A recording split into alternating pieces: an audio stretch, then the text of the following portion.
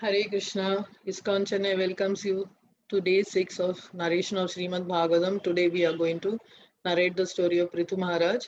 Before starting the narration, we will say the prayers together. Om Namo Bhagavate Vasudevaya. Om Namo Bhagavate Vasudevaya. Om Namo Bhagavate Vasudevaya. Narayanam Namaskritya Naram Chaiva Narottamam Devim Saraswatim Vyasam Tato Jaya Mudirayet Nashtaprayeshva Bhadreshu Nityam Bhagavata Sevaya Bhagavati Uttama Shloke Bhaktir Bhavati Naishtaki Krishna Vasudevaya Devaki Nandanaya Cha Nanda Gopa Kumaraya Govindaya Namo Namaha Sri Krishna Chaitanya Prabhu Nityananda Sri Advaita Gadadhara Srivasadi Gaura Bhakta Vrindam Hare Krishna Krishna Krishna Hare Hare Hare Rama Rama Rama Hare Hare. So now we proceed to the story of Maharaj Prithu. He was a descendant of Dhruva Maharaj. Before we narrate the story of Prithu Maharaj, let us understand the 9 limbs of devotional service. Navavidha Bhakti. What are they? Shravanam Kirtanam, Vishnu Smaranam, Pada Sevanam, Vandanam, Archanam Vandanam, Dasyam Sakyam Atma Nivedanam. What is Shravanam? Shravanam is listening. Listening to what? Listening to the pastimes, glories, holy names, and entourage of the Lord. Parikshit Maharaj, he listened to the Srimad Bhagavatam at the last 7 days of his life and he attained liberation. After Shravanam comes Kirtanam. Kirtanam is chanting. Whatever you have listened to about the Lord, you have to repeat the same vibrations, memorize them and repeat the vibrations. Shukadev Goswami, he learned the Srimad Bhagavatam from Vyasadev and he narrated the same to Parikshit Maharaj. Vishnu Smaranam. Prahalad Maharaj, he never forgot. Vishnu Smaranam means always thinking of Lord Vishnu. Prahlad Maharaj always remembered Lord Vishnu despite all the tortures inflicted by him by Hiranyakashipu. Pada Sevanam means serving the lotus feet of the Lord. Goddess Lakshmi, the goddess of fortune, always serves the lotus feet of the Lord. Archanam, the deity worship, as we worship in the temple, worshipping the deity. Prithu Maharaj was known for this limb of devotional service. He used all his opulences in the service of the Lord. Vandanam is to pay obeisances to the Lord. Akrura, when he went to Vrindavana to see Krishna, he saw the footsteps of Krishna on the soil of Vrindavan and he immediately got down from the chariot and paid obeisances to Lord Krishna. Then Dasyam. Dasyam is servitude to the Lord. Hanuman, he always served Lord Ramachandra by um, executing his decisions and despite facing so many difficulties. Sakhyam, being a very good friend of the Lord. Arjuna was a very great friend of the Lord, such a great friend that Krishna, he agreed to become his charioteer and he served Arjuna and his brothers. Atma Nivedana, surrendering everything to the Supreme Personality of Godhead, body, mind, soul, and everything, all the possessions, everything to the Supreme Lord. Bali Maharaj, he surrendered his entire kingdom, possessions, and his body to Lord Vamana. So these are the 9 limbs of devotional service, and Prithu Maharaj followed the fifth one, Archana. So now, Dhruva Maharaj, his descendants, that is in his line of succession, there was a king called Anga who was married to Sunita. Anga was an equally great king like Dhruva Maharaj. He was very spiritual, he followed all the religious practices, he took care of all his citizens, and he was loved by all the citizens. But he was not happy. Why? Because he did not have any child. So he consulted the priests of his kingdom, and they told him that it was in his past life that he had committed many sins, and because of which, due to having good qualifications in this life, he was not able to get a child. But they also advised him, they told him that he could perform a sacrifice to please Lord Vishnu to beget a child. Anga listened to their advice and arranged for a sacrifice. And when they were offering oblations into the fire, there appeared a divine person from there holding a golden pot, boiled rice and milk. He handed it over to Anga. Anga very happily received it, and with the permission of the priest, he handed over the prasad to his wife, Sunita. Now, this prasad had the potency to beget a child. In due course, by Anga, Sunita became pregnant and delivered a baby boy called Vena. Now, this Vena was a very cruel child right from his childhood. He used to unnecessarily kill all the animals in the forest. He used to kill his playmates when he used to play with his friends. If he won the game, then he would kill them out of excitement. And if he lost the game, then he would kill them out of anger. Such was his nature. Now, Vidura, he asked Maitreya, how come that Anga, being such a saintly king, had a son like uh, Vena? And despite having the prasada, how come Vena was so cruel? So Maitreya answered that Sunita, she came from a family of irreligion. Though Anga was a saintly king, Sunita's family was full of irreligion, and that is why Vena inherited those qualities and he was very evil. The boy was so cruel that Anga punished him in different ways to reform him, but he was unable to bring him in the path of gentleness. So one night when Anga was lying down on the bed, he was thinking it is better not to have a child than have a wicked son like Anga. But then he also thought that these are all the laws of karma, and to have a bad son like Vena gave the impetus for one to have a detached life from family and children. Thinking so, in the middle of the night, without telling anyone, he left the palace and went to the forest. The next day, when the people saw that the king was not there, they searched for him everywhere and they could not find him. When there was no king, there was a lot of irreligion in the kingdom. The sages also thought that if people have no king, they have no ruler, then they will start becoming independent and irreligion will raise its head. And even the rogues and the thieves will start plundering. And this is what happened exactly. The rogues and thieves, when they understood that there was no king on the throne, they started plundering the citizens and harassing them like anything. So now the sages decided that it is better to install Vena on the king. At least they will be saved from the rogues and the thieves. So they installed Vena on the king, on the throne. And despite the objections from the minister who did not want Vena to be the king. Now the sages left, and now Vena, in his new found power, he became even more cruel. The first thing he did was to to close all places of religious worship. He stopped all the fire sacrifices. He forbade people from worshipping the demigods and the Supreme Lord. He forbade the citizens from giving charity. And he instructed all of them not to perform fire sacrifices.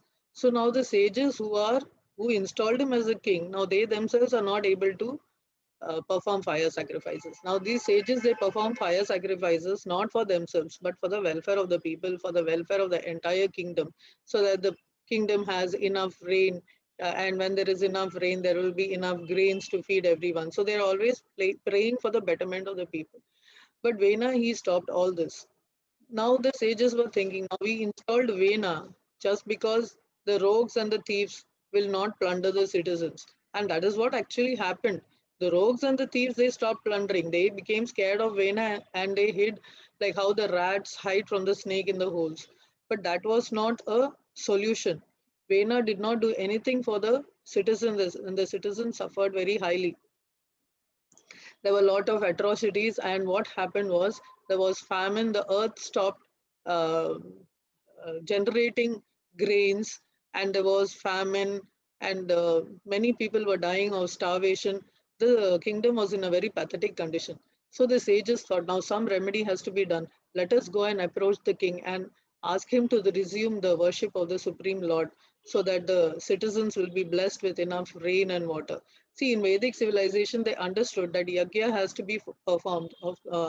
Even in Bhagavad Gita, Bhagavan says that yajna is born of prescribed duties, that when each individual does his prescribed duties, automatically there will be sufficient rainfall, there will be enough food for everybody, and people will be happy, and they will also go towards that is by performing yajna, they are actually purifying themselves and elevating themselves to go to the Supreme Personality of Godhead.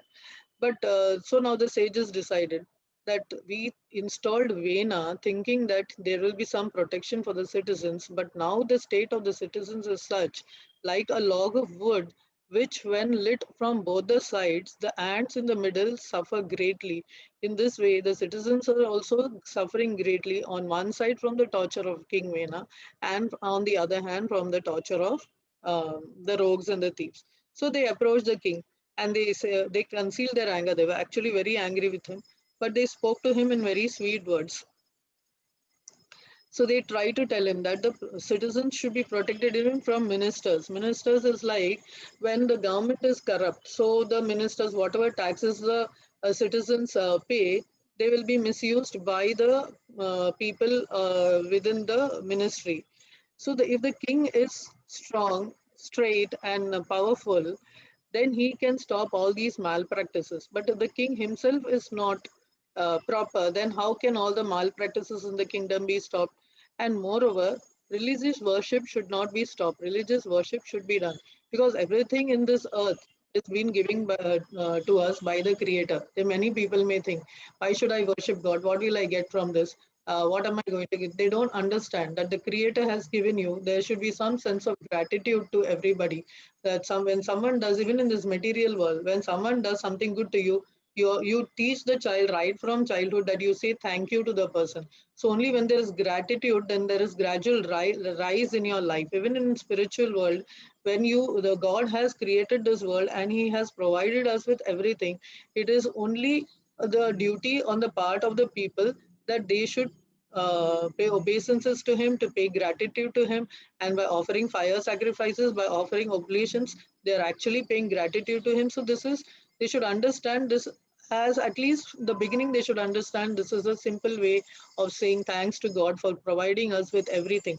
Okay, on the higher level, where why we worship Supreme Lord is we have to go back to our original home, and that's why we have to do devotional service. But in the beginning level, at least first learn to say thank you. So first you have to perform your prescribed duties as a sacrifice to the Supreme Lord. You are thanking the Lord for all what He has given to you. So they're advising that you should not stop the sacrifices. But King Vena was so puffed up after he had become the king. He thought that these sages were all very foolish people and they did not give him good advice and they did not know what they were talking. He is advising the sages that actually, if you really want to offer oblations in the fire, then please don't waste your resources in offering in demigods and Vishnu. Who are they? He says you have to offer the fire oblations to the king, whom you should consider as the supreme personality of Godhead. And Vishnu is not the supreme personality of Godhead. So, listening to his blasphemous speech, the sages became so furious that they cursed him with high sounding words, and just with the curse, Vena fell down dead. So, what lesson do we learn from this? When human society individually or collectively becomes godless and blasphemes the authority of the Supreme Lord of Godhead, it is certainly destined for ruination. Such a civilization invites all kinds of bad fortune due to not appreciating the mercy of the Lord. So, that is what gratitude is an essential quality which will only make you progress further. So, now again that Vena was dead, again all the wrong things started to happen in the country. Now after Vena died, Sunita also agreed. What did she do was she preserved the body of Vena with herbs and mantras. Now the sages in the forest again started consulting among themselves, headed by sage Brigu. They said that now that King Vena has gone, now again the kingdom has no king. So now the rogues and the thieves again they will start to plunder the citizens. So what is to be done? They were discussing amongst themselves when they saw a cloud of dust rising around them, and they understood it was the rogues and the thieves that have started plundering the citizens all over the kingdom. So now what they decided, they did not. They could have very well cursed the rogues and the thieves just as they cursed Vena, but they did not want to waste their spiritual powers. So instead, what they did, they decided that the family of Dhruva, they were very powerful and strong. So they said the succession after Anga now it should not be stopped. Somehow we should get a child from the family of Anga. So what should we do? And they decided amongst themselves and they approached Queen Suniti and asked her to take them to where the body of Vena was kept. Then what the sages did was they churned the thighs of the dead body of King Vena with great force and according to a specific method. Now the sages were very powerful sages. With the help of mantras itself, they could kill King Vena. So out of Vena's dead body, they could also create a body by their powerful methods. They could skillfully perform this task. They had this power. Now there was a person born from Vena's thighs, and he was called Bahuka. He was short and dark, and he took charge of all the resultant activities of King Vena. He asked the sages what has to be done, what should he do, what was the service he should render to them, and they said that you just go away to the forest because he was sin personified of all Vena's sinful activities. They drove him to the forest. Now, Vena's body had become totally purified. Now, all the sinful activities had left his body. His body had become totally purified. So, next, what they did was they churned the arms of King Vena, and a male and a female form came out of his arms. The male was a plenary expansion of Lord Vishnu and is called Prithu, who maintains the entire universe, and the female was a plenary form of the goddess of fortune Lakshmi, and she is called Archi. Archi, she married King Prithu. She accepted him as a husband.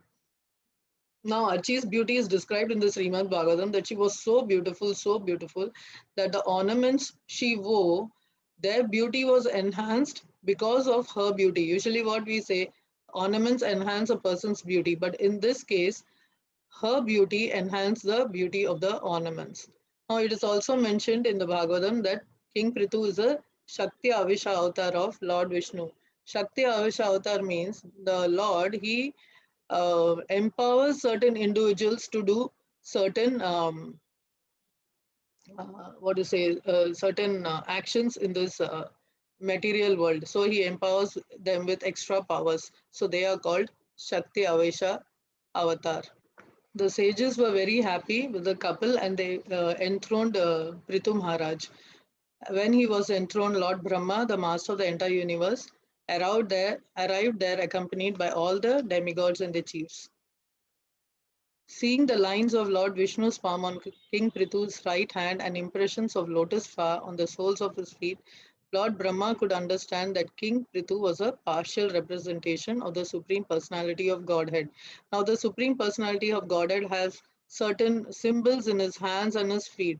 And one such symbol, which was there in Prithu Maharaj's hand and the lotus emblems on his feet, made made Lord Brahma understand that he was a plenary expansion of Supreme Personality of Godhead. So nowadays we have many bogus people who call themselves Bhagavan, or there are people who declare some person as Bhagavan. So before accepting someone as incarnation of God, one should verify his identity according to the symptoms mentioned in the Shastras. So now Lord Brahma, he presented King Prithu with a protective garment made of spiritual knowledge. Kuera presented the great King Prithu with a golden throne. Lord Vishnu presented him with a Sudarshana disc. Lord Shiva presented him with a sword within a sheath marked with 10 moons, and the great sages also offered him infallible blessings. Now there are professional reciters who praise the king. So they are reciting that they're prophesizing how King Prithu would be in the future. They're saying that he will protect all the religious principles, that he will be against atheistic people, he will maintain the planetary systems, and he will also perform various Vedic sacrifices. So there are professional reciters, to glorify the king and all that. So even they could understand that King Prithu was plenary expansion of the Lord, and hence they were praising him and glorifying him endlessly. So they are importantly they are saying, as the sun god evaporates water from 8 months during the rainy season and returns it profusely, this king also will exact taxes from the citizens and return the money in times of need. Now, why do the citizens need to pay tax? The citizens need to pay taxes in the times of famine, drought, or whatever calamity when the kingdom faces. The king, he can use these taxes, or the government, they can use these taxes for the welfare of the citizens. So how the sun evaporates the water during the summer season and gives back the same water during the rainy season, in the same way the king collects taxes from the citizen and gives back to the citizens when there is calamity. So he helps the citizen in that way.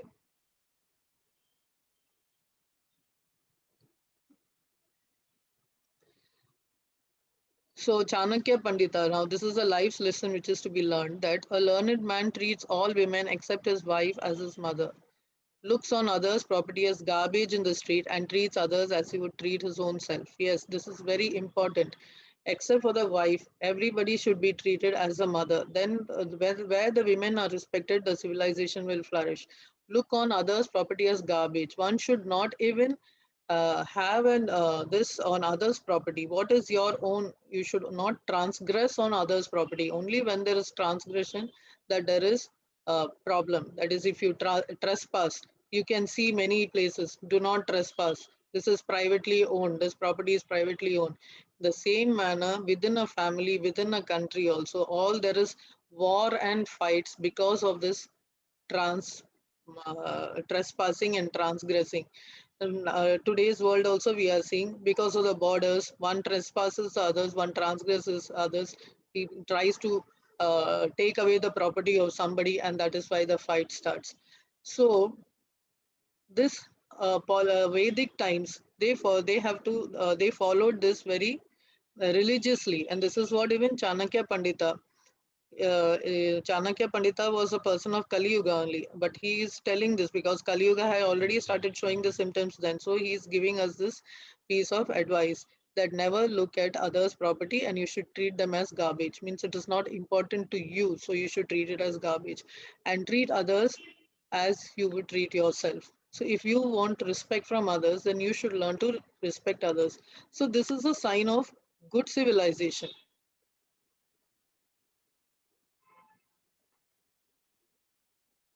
Okay.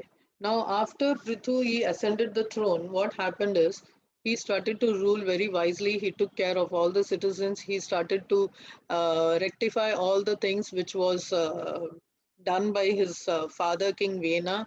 He resumed first all the religious practices.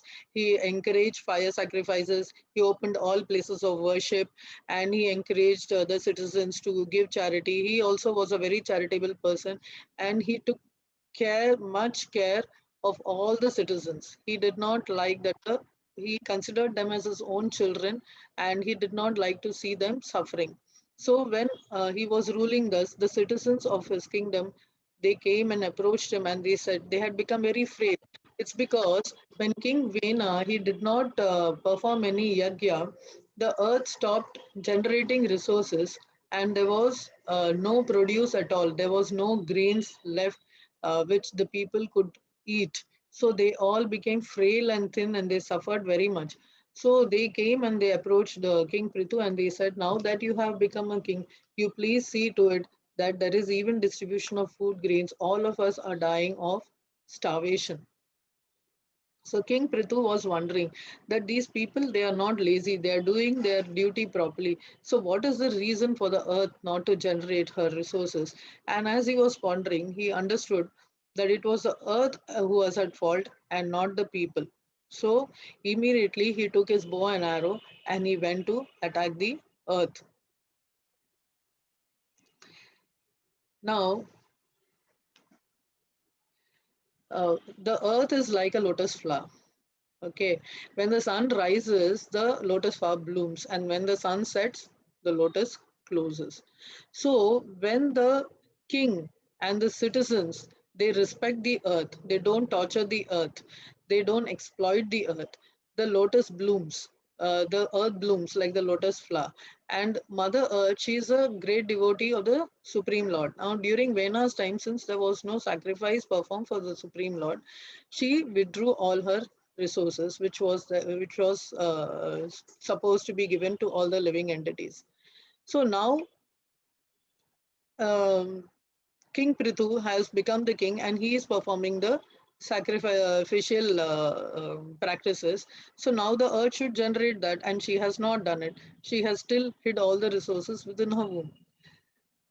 So now King Prithu, he took up his bow and arrow and he aimed at the earth. He was very furious that how she could not give her resources to the living entities. Now, King Prithu, he was also a devotee of the Lord, and Mother Earth also was a devotee of the Lord. But King Prithu, he also cared for all the children, for all his children. So he very furiously he aimed at Mother Earth. When Mother Earth she saw this, she took the form of a cow and she started fleeing. Now each and every planet they have a presiding deity, and the planet for Earth was Bhumi Devi. So she took the form of a cow. Now Vidura asked sage Maitreya why Mother Earth took the form of a cow when she could have taken any other form. So sage Maitreya says yes, she could take innumerable forms, but she took the form of a cow because a cow has to be protected by the king. So and she began to run. The cow is to be protected by the king. She began to run. The cow-shaped Earth ran everywhere. She ran in the upper planetary systems. She ran in between spaces. She ran everywhere. She ran here and there. Wherever she went, she saw that Prithu Maharaj was right behind her, chasing her, and she could not escape him. So what she did, she was so fearful, she did not want to do. She did not know what to do, and then when she turned back again, she saw Prithu Maharaj right behind her, aiming the arrow at her. When she knew that anyhow she cannot escape from his arrow and that she is going to be killed, she turned around and she surrendered to him. So she is asking him, why does he want to kill her? She says, it is, you are the king. You know all the religious practices, and you should protect those who have surrendered to you. And then also you should protect all those who are not at fault. You should protect all your citizens. So she's trying to tell him that all the citizens who are not at fault, they should not be punished. And that she was not at fault. So why should she be punished? Moreover, she is saying that she should be not be punished because she's a cow and a woman. So now all the citizens have to be protected by the king. But there are five special categories who have to be especially protected as mentioned in the Shastras. And what are they? They are a child, a woman, uh, an aged person, a cow, and a brahmana. Why these five have to be especially protected? Because killing of them entails very, very powerful reactions. So these five have to be especially protected. So now Mother Earth, in the shape of a cow, she is also a cow and a woman. So she is requesting Prithu Maharaj that she should not be killed, and he is a king and he should protect. So Prithu Maharaj, he does not seem to be pacified by her words. He says that first of all, she has disobeyed his orders. This was her first sinful activity. And secondly, taking her share of the yagyas but not producing sufficient food grains in return. He's telling her this. What does he mean by that? Taking her share of the yagyas. Now, when the yagya is formed, now when Vena was there was no yagya which was being performed. But Prithu Maharaj had started to perform the yagyas and there was fire sacrifices. So when the fire sacrifices are performed, the oblations, all the share goes to different demigods. So Mother Earth has taken her share of sacrifice. So in return, she should give the produce, which she was not doing. And that's what he said that you have disobeyed the order. You're taking everything, but you're not returning your sources. So you have to be punished. So the king threatens to kill her. And he says, I will break you into pieces. So that's why Mother Earth, she's asking here in 14.17, 4.17.21, she says, if you break me to pieces, how can you protect yourself and your subjects from drowning? Now, what does she mean by this? Now, there are, Lord Vishnu, he lies on the Garbhodaka ocean, and from his navel sprouts the lotus flower on which Brahma appears. So Brahma is on the topmost planetary system in this universe, this material universe. So between the Garbhodaka ocean on which Lord Vishnu is lying and the topmost planet where Lord Brahma is seated, so there are 14 planetary systems. So all the planets are floating on top. And if any planet is destroyed, then they will fall into the Garbhodaka ocean. And that's what she means by saying that how will you protect yourself and your subjects from drowning? That is, if she drowns, everybody including Prithu will drown.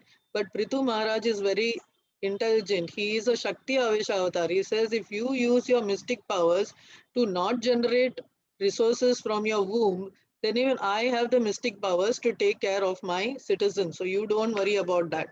You have to be punished for what you are for creating injustice, for harming the living entities by not providing them with food.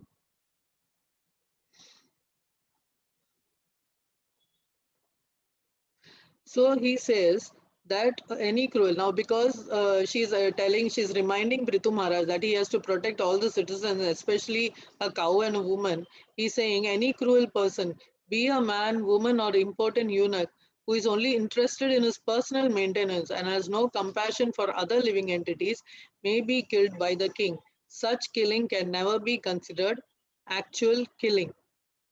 So if you're at fault, if you're harming another living entity, then you deserve to be killed.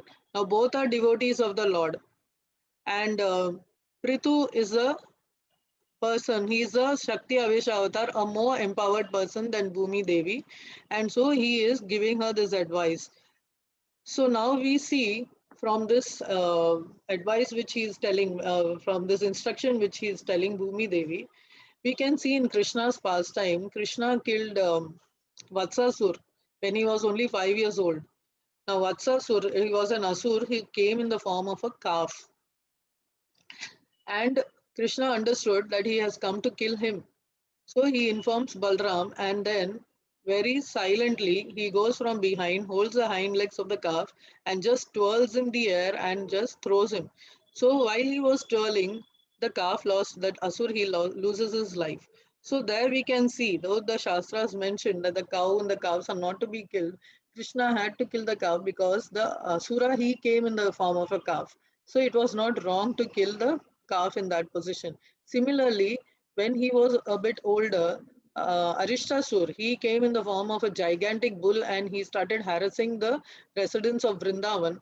And Krishna, he cannot tolerate when his devotees are harassed or killed by someone. So he takes very strict action, and that's how he killed Arishtasur, the demon. So these demons, they take the form of a cow or a bull, the symbol of dharma, to follow adharma. So just because an adharmic person comes in the form of a bull, then they should be killed because they are not following dharma. And Krishna comes here only to establish dharma. So adharmic people will be killed by him, and especially if they harass his devotees. But here, Bhumi Devi, she was not a asura. She was also the devotee of the Lord, but she had slightly wavered from her duty. So why she had stopped giving? Because of Vena and the non-devotees who are exploiting her. So this is the reason now she'll be explaining to Prithu Maharaj. Now she's telling, now she began to tremble and surrendered, and with folded hands she began to speak. So she says, not only the grains and herbs are being used by non-devotees, but as far as I'm concerned, I'm not being properly maintained. So if she is not being properly maintained, so and if the king does not punish the people who are exploiting her, then the earth will not generate whatever is required by the living entities. So she says, if you want to relieve the living entities, by supplying them sufficient grain, and if you desire to nourish them by taking milk from me, you should make arrangements to bring a calf suitable for this purpose and a pot in which the milk should be kept. Now, this is an allegory. Now, she is in the cow shaped earth. So, he is telling her that you are taking all the grass. That is, she is taking the benefits of all the sacrifices. And she is not giving sufficient milk. This is what Prithu Maharaj tells, that you are eating sufficient grass, but then you are not producing milk. So, what use? You are not nourishing the living entities, so you should not be spared. This is what Prithu Maharaj tells us. So, in the same line, she is telling that if you want that I should give milk, then you bring an appropriate calf and a vessel.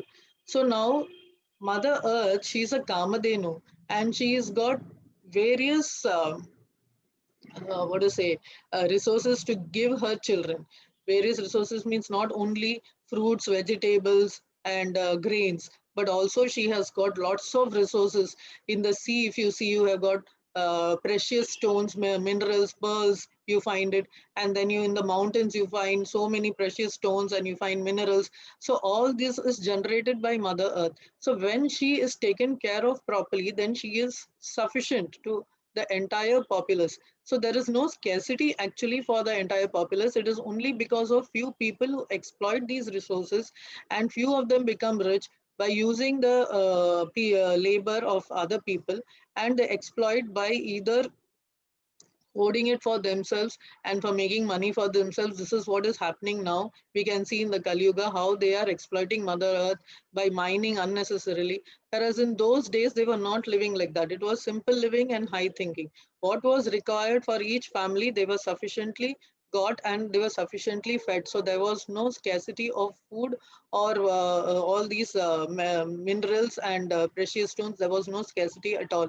Everybody lived a very sufficient life. So this scarcity has been actually created by man, and that is what she is trying to tell Prithu, that the non-devotees, they are using it for their sense gratification.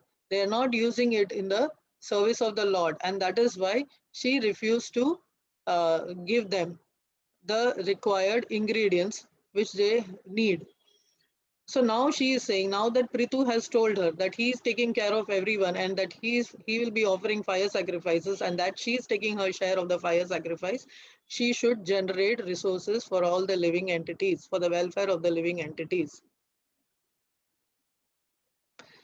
So now when she says that, Prithu is very happy and he brings Swayambhu Manu into a calf and milked all the herbs and grains from the earth. Now she's Kamadhenu, since all the resources are available, whichever living entity they wanted a particular thing, they were transformed into a calf, means they approached Mother Earth for that particular thing. Now when a calf approaches a cow, the cow gives milk. Otherwise, the cow does not give milk. Only when the calf is brought in front of the cow gives milk. So now here, each different type of calf, when they are brought to Mother Earth, she gives them that necessary resource. Like Swayambhuva Manu, he milked all the herbs and grains from the earth in the form of a calf, keeping them in his cupped hands. So for tilling the land, we use our hands. So all grains and herbs come from the land. So the pot is the cupped hand, and Swayambhu Manu is the calf, and the milk is herbs and grains from the earth. This is like the same analogy, like in Gita Mahatmyam, we saw like how Krishna used Arjuna as a calf, and he milked the cow, which is Bhagavad Gita. The milk is distributed to all the living entities. So the same analogy is used here also. And then Brigu Muni, not Brigu, Brihaspati, who's a Deva Guru, he was brought by all the sages as a calf and presented in front of Mother Earth. That is, he is interested in the Vedas and to distribute the Vedas. So Brihaspati was brought to Mother Earth and he milked the Vedas in the pot of senses. Why pot of senses? Because through senses only you can hear the Vedas. It is Shabda Praman. Veda is you listen by oral sound. You listen to it by the senses, then you understand it, and again you repeat it. So you require your senses. So senses are the pots here, and Brihaspati is the calf who takes the milk, which is the Vedas. Then similarly, even the mountains, that is, she supplied everything to all the moving and non-moving living entities. So the mountains, they are the non-moving entities.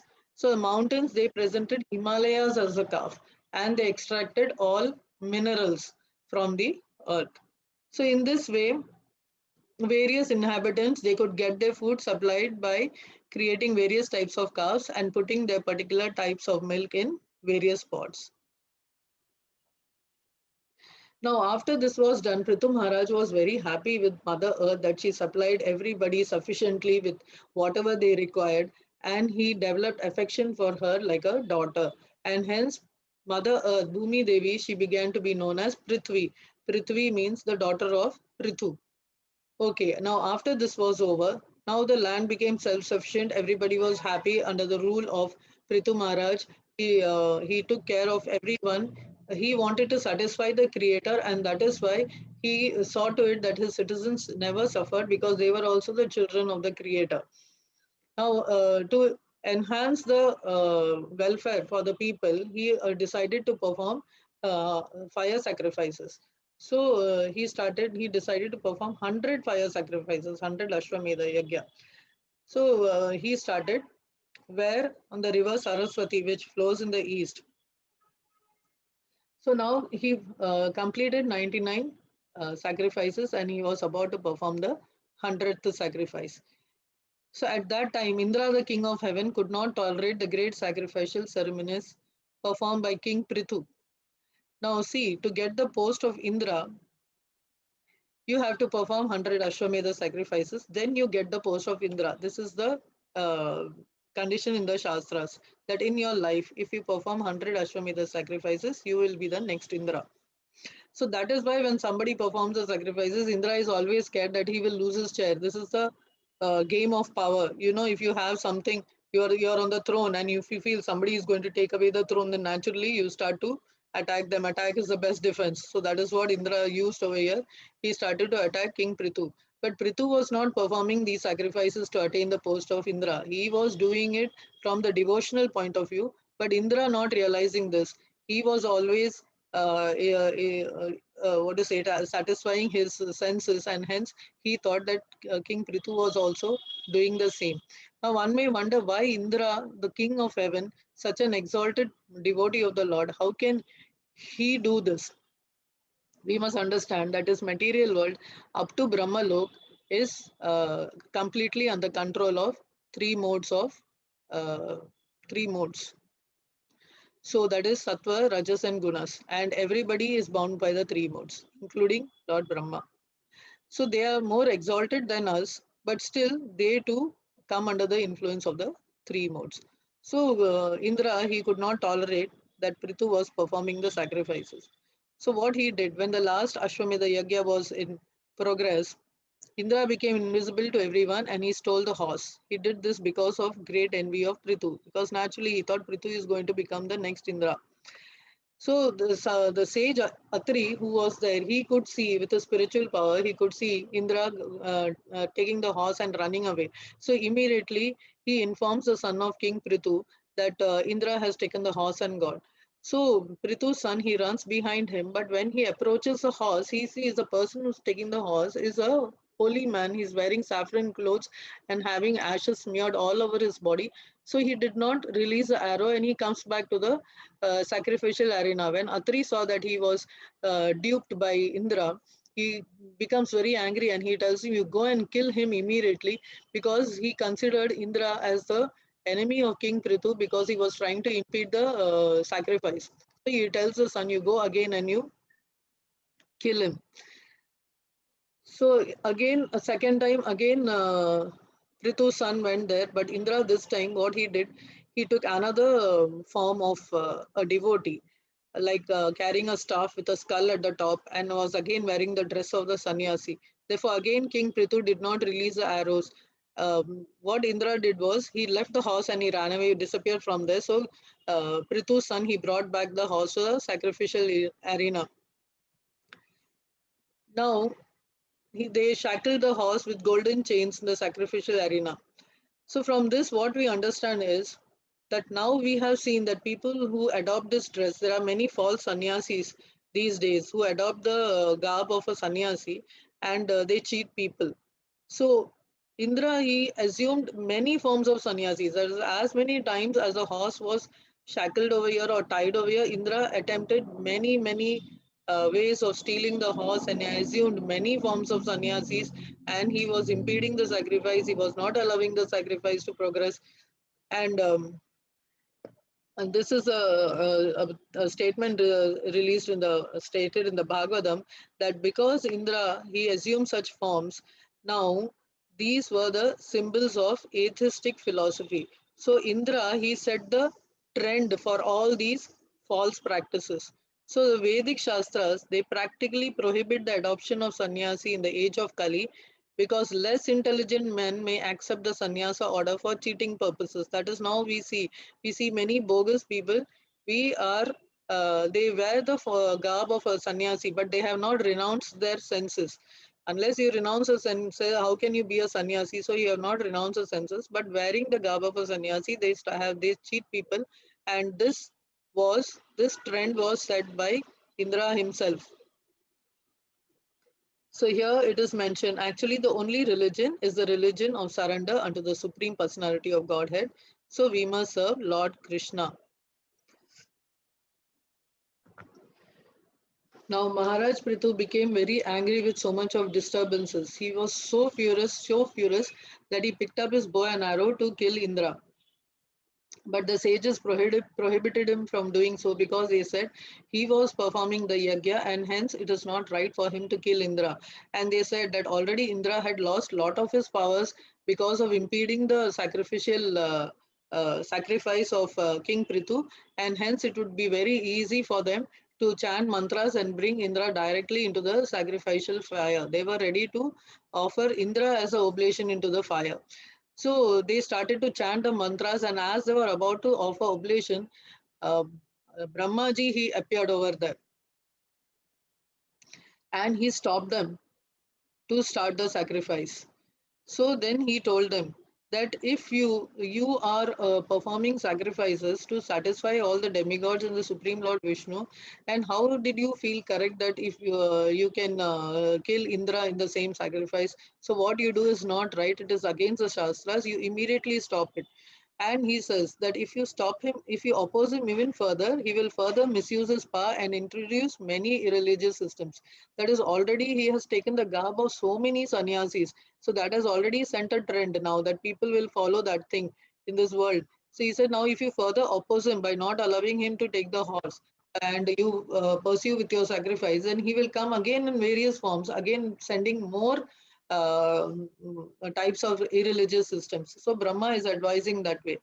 And then he tells Prithu that it is enough that you stop the sacrifices. It is enough that you perform only 99 sacrifices.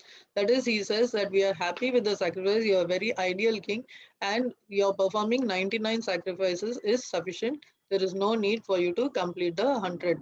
It is equal to the 100 sacrifice which you have done, because you are a true king, an ideal king. And he also says that what tells him is that he being transcendental, that is King Prithu being transcendental, he was born out of the body of Vena for a particular purpose, and that he should not kill Indra. Indra was also a devotee of the Lord. Now, when there is a friction between two devotees, or a third person who is also a devotee of Lord, they come and pacify the situation. So this is what was done here. Prithu also was the devotee of the Lord. Indra was also a devotee of the Lord.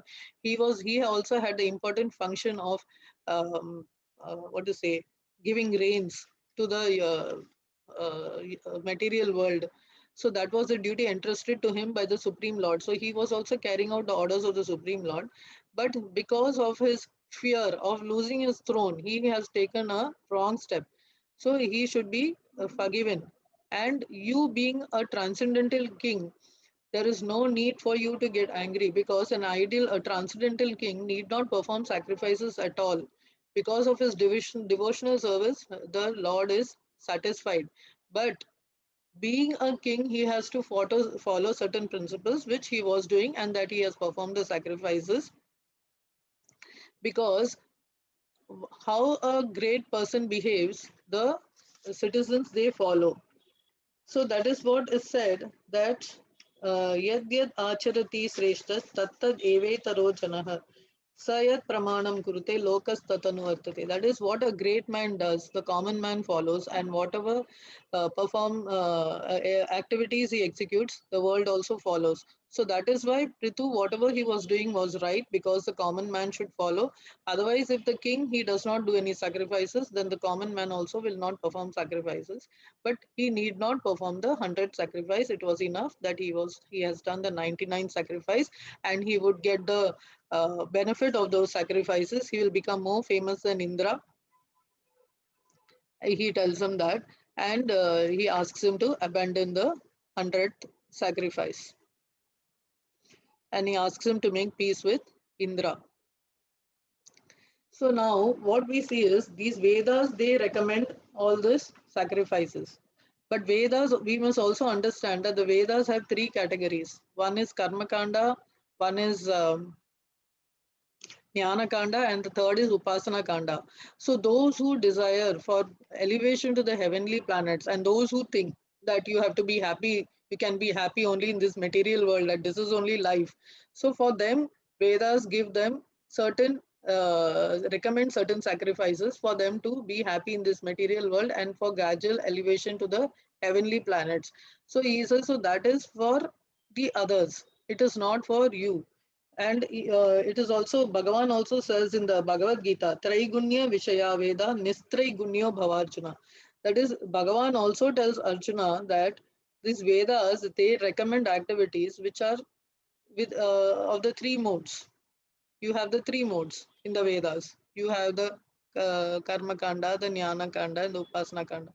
So he says the three modes. So again and again, you are entwined in the three modes. So he says, you rise above this. He tells Arjuna, you rise above this. You don't have to perform these sacrifices. You just do devotional service to me. And your devotional service to me is what? When you fight, you have to fight for Dharma. You have to do that fighting for me. So that is your devotional service to me. So in this way, even Prithu was advised by Brahma that you do not have to follow the principles recommended in the Vedic for elevation to heavenly planets, because you are already devotee of Lord. You need not do this. Now the Lord, he was so happy with Prithu Maharaj that he himself ascended to the sacrificial arena. He came along with his entire entourage, that is all the demigods and even including Indra. And he tells Prithu, see, my dear Prithu, Indra, the king of heaven, has disturbed your execution of 100 sacrifices. But see, now he has come with me to be forgiven by you. Therefore, you please excuse him.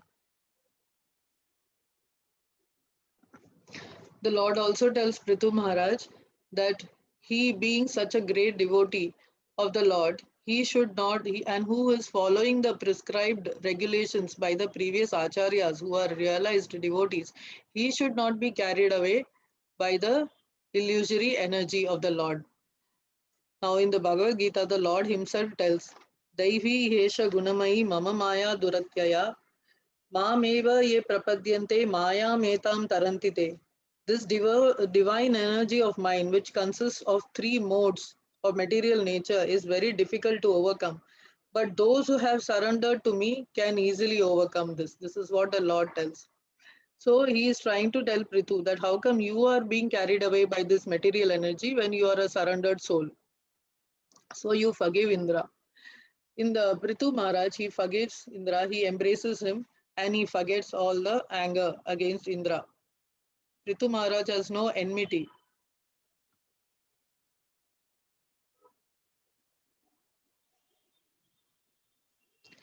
Prithu Maharaj has no enmity towards Indra, and he forgives him.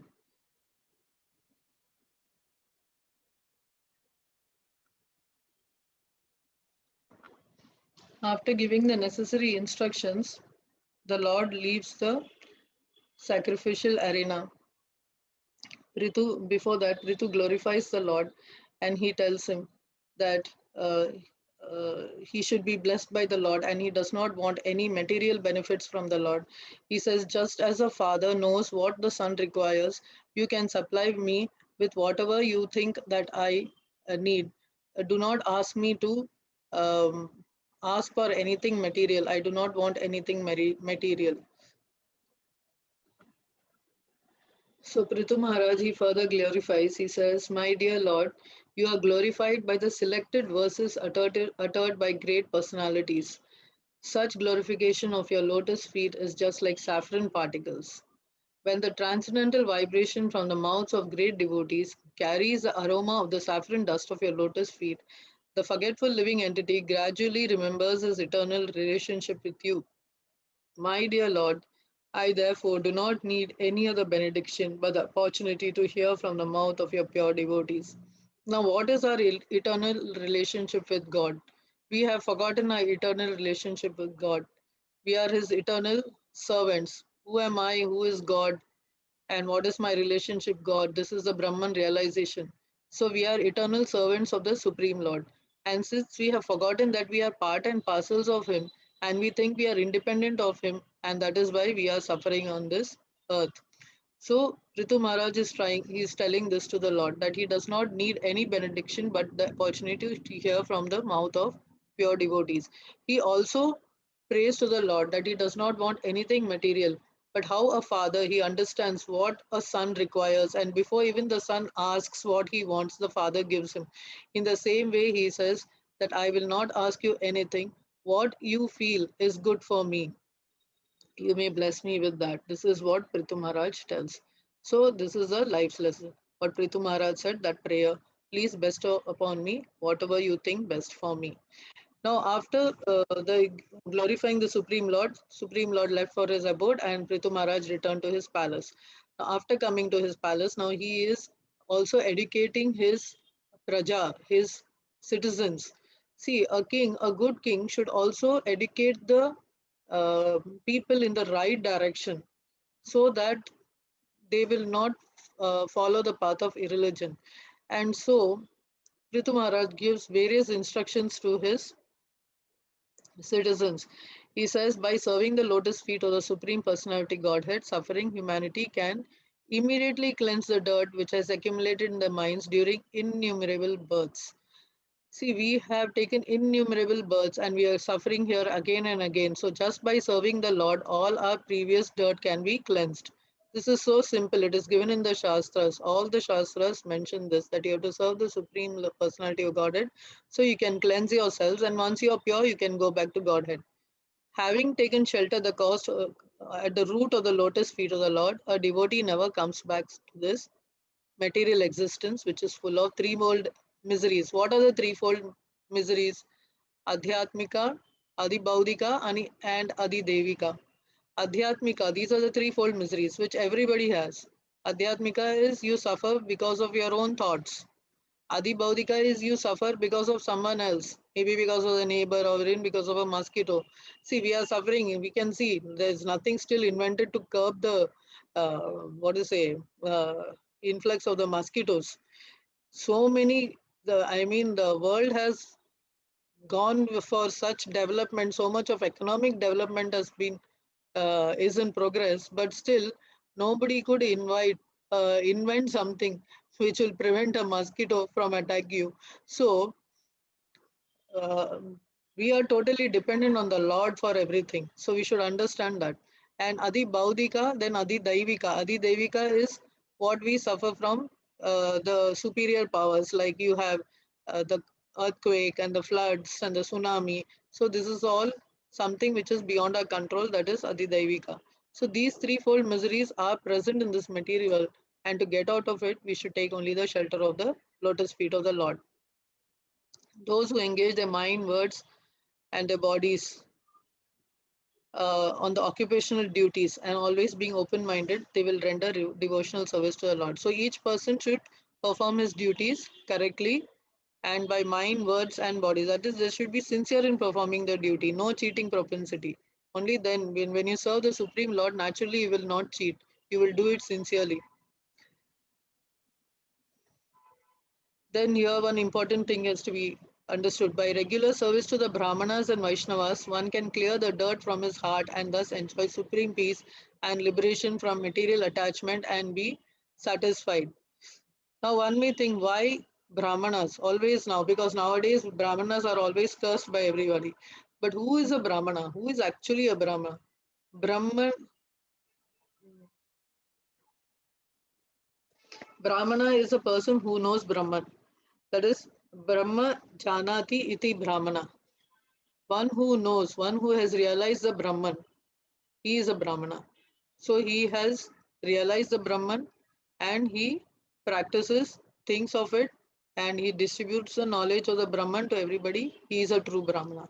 So what the Lord actually tells to Narada once, he says, Naham tishtam vaikunte yoginam hridayeshava tatra tishtami Narada yatra gayanti mad bhaktaha.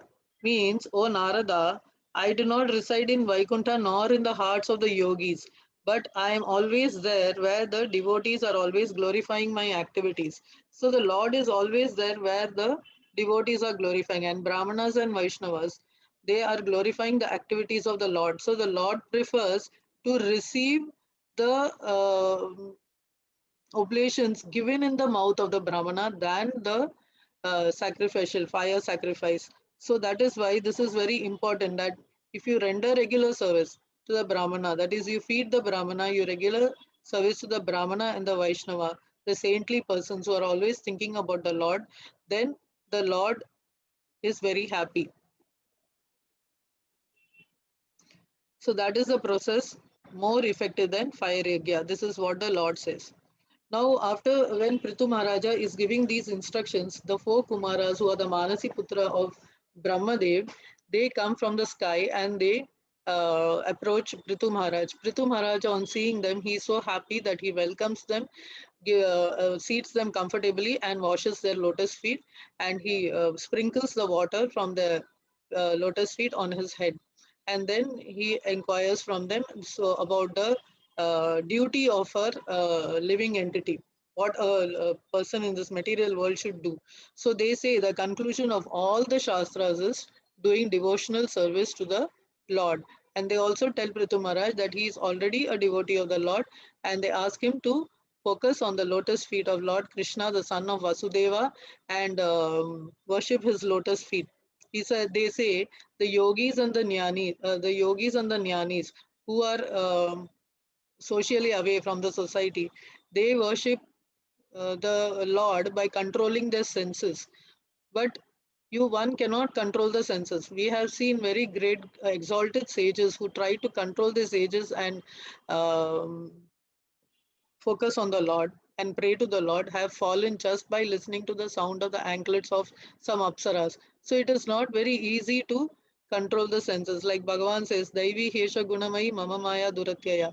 His divine energy, his divine material energy is so difficult to overcome that unless one surrenders to him, one cannot overcome it. There's a small story regarding this. Daivi Hesha Gunamai. Now suppose there's a friend, he's got his friend, he is going to visit his very rich friend who is called Hari, say his name is Hari. So he's seeing him after a long time. He goes to his house and outside the gate he sees there's a board, um, beware of dogs. So he does not notice the board and he just opens the gate, and as he enters he finds a huge dog coming, running, charging at him to attack him, and he does not know what to do. Now when you have to protect yourself, you will do something, no? So what he does is he starts to throw stone and stick and all that, but somehow it does not stop the dog from charging at him. Then suddenly he remembers his friend's name and calls him Hari, Hari, he calls him Hari. The moment he sees that his friend has arrived, he just blows a whistle and the dog immediately becomes very quiet. So, just as the master, that is Hari, he controlled the dog, Lord Krishna, he can control Maya. So, if you surrender to Lord Krishna, he will be able to control Maya, and then you can, that is, controlling Maya means he is helping you when you do devotional service to him, you transcend the three modes of material nature and you go. Now, why these three modes of material nature? These three modes of material nature, guna also means rope. So, how the three gunas work, sattva, raja, and tamas. Suppose they are the three strands. You plait them, then you twist them, again you plait them and you twist them. This is how the gunas are being twisted and twisted and twisted in so many birth and lifetimes of yours. So we are in such a condition. You see how we are entrapped in this entwined rope. This is how we are entwined in these three modes. So how can we get out of this? So only a person. Now when we are bound like this by this thick rope, we are so bound. How can we free ourselves? We cannot free ourselves. And in this material world, everybody is bound by this rope. So a person who can free you should be a free person. He cannot be another bound person who will be free you or who can free you. It can only be a person who is free. And who is free from the three modes of material nature? Only Lord Krishna. He is the only person who is free. So only he can free you from this three modes of material nature, because he is free from the modes of material nature, and therefore only he can free you, or his representative, the spiritual master. Because this is so stringent, the laws of material nature is so stringent that you require a superior power to free you. So this is what the Kumaras are advising him, that you have to surrender to the lotus feet of the Lord. The lotus feet of the Lord is like a boat, to cross the ocean of nations. So when you surrender to the lotus feet of the Lord, what happens? This vast ocean, which you need a boat to cross, this vast ocean, it shrinks to the size of the hoof of a calf, so small, and then you can immediately cross over it. So that is why you have to take the shelter of the lotus feet of Lord Krishna. So after saying these instructions, Ritu Maharaj, he pays obeisances to them, and the Kumaras, they leave very happy, blessing Ritu Maharaj. Now Prithu Maharaj, uh, at his old age, till his old age, he's taking care of all the citizens. He and his wife Archie, they have 5 sons. At his old age, he enthrones his sons and he goes to the forest along with his wife when he goes back. And both of them, they are living in the forest in complete austerity, living only on fruits and leaves, which is available there, and water is available there. Archie, she follows her husband faithfully, and she also has only fruits and leaves for her living. So she has become very frail, but still she is happy because she is with her husband and she is serving him. Now, after some time, Prithu Maharaj, he has only water, and then thereafter he starts living only by breathing air. So he followed the path of spiritual advancement, which was advised by Sanat Kumar, the four Kumaras when they came. So he follows that advice, and he worships the Supreme Personality of Godhead, Krishna. Now his faith has become so fixed that he gave up all, he controlled all his senses, and by focusing on the Supreme Lord, he gives up his body. Archie, on seeing that her husband's body was lifeless, she lamented a little, but then she built a pyre. She placed the body of her husband on it. She took bath in the nearby river. She circumambulated the pyre. She lit the pyre, and she also entered the flames along with her husband. Now all this was being watched. She prayed to the demigods before entering the fire. All the demigods were watching this from above, from their place, and they showered flowers on Archie and Prithu. Now, after they were consumed in flames, they gave up their material bodies.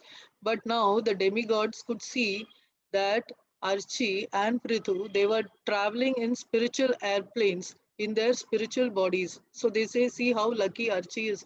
She's following her husband, Prithu, even in the spiritual journey. And they traveled to the spiritual planes, took them to Vaikuntha. So, thus ends the story of Ritu Maharaj. Maitreya ends that I have told you the story of the great and magnificent King Prithu, and this is the Falashruti. So, any person who describes the great characteristics of King Prithu with faith and determination, whether he reads or hears of them himself or helps others to hear of them, such a person also returns home to the Vaikuntha planets back to Godhead. That is, a person who reads also goes to Vaikuntha planet, those who hear also, they go to Vaikuntha planet. Anyone who with great respect hears this narration of Maharaj Prithu will become the parent of many children. if without children, and will become the richest if without money. So whatever, uh, what do you say? If certain people don't have children, if they listen to Dhruva Maharaj, then they will have children. This is a Falashruti, and those who are poor, they will also become rich. So material benefit is also there, spiritual benefit is also there by listening to Prithu Maharaj's story. In other words, hearing of the narrations of Prithu Maharaj is so auspicious that it drives away all bad luck. So what we should do? We should read it every day. Whoever takes advantage of these benefits also goes back home, back to Godhead, like Maharaj Prithu. Whoever with great reverence and adoration regularly reads, chants, and describes the history of Maharaj Prithu's activities will certainly increase unflinching faith and attraction for the lotus feet of the Lord. The Lord's lotus feet are the boat by which one can cross the ocean of nations. So, we should understand that how now Archanam, this is the devotional limb of devotional service which all of us can follow. It is very simple. As Chaitanya Mahaprabhu says, you read the Bhagavad Gita, the Bhagavatam, and you do chant the holy names of the Lord. So this Archanam is like how you worship the deity in the temple. At home also, like whoever is situated in whatever occupation, like earlier it was Varnashrama Dharma, you have to do your prescribed duties, but in Kali Yuga, it is in whatever constitutional position you are situated, whatever job you have, in whatever place you have, whatever the time, the situation, you can place a picture of Radha Krishna or a deity of Radha Krishna and worship at home. Simply you can garland them, offer prasad daily. This is a simple deity worship you can do at home. Before having food, definitely you offer it to Lord Krishna and then you have food. In this way, you will be purifying yourself. This is a form of yajna which you are doing. This will purify yourself. It will increase your immunity towards the three modes because of which we are suffering. So it's like a vaccination for the for protection from the three modes of material nature. Prasada also has the power to um, eliminate the past sins and also from committing for future sins. So whatever you cook, first you offer to the Supreme Lord and then you have. Also, it is very important. Prasada means not only the food which is offered to the Lord and which you have. Prasada is the mercy of the Lord. You can say Prasada as Prabhu Sakshat Darshanam. So, see, it is Prabhu Sakshat Darshanam. So, how important it is to have prasada. For other things, you might say, no, I don't have time and this and that. But cooking is done every day at home. So, cooking, when it is done every day at home, make it a practice that you cook, you offer to the Lord, and then you have it. So, you will be protected from the three modes, and slowly your elevation towards Supreme Lord will progress. So, that is the end of the story of Prithu Maharaj. And now, this being a Gita month, Bhagavad Gita is available at special discounted rates. So, in English, Tamil, Telugu, Bengali, Hindi, Malayalam, all you have in the discounted rates. So, it is available in all outlets of ISKCON. Also, it is available at this number. You can please note down the number, and if you want the Bhagavad Gita, you can contact this person. And most of all, I pay my respectful obeisances to Srila Prabhupada. Without his books, we will not be aware of our duties, of our constitutional position. Because he has translated all these books, we are able to speak on such matters and like tales of Prithu Maharaj, Dhruva Maharaj. So thank you, Prabhupada. Hare Krishna.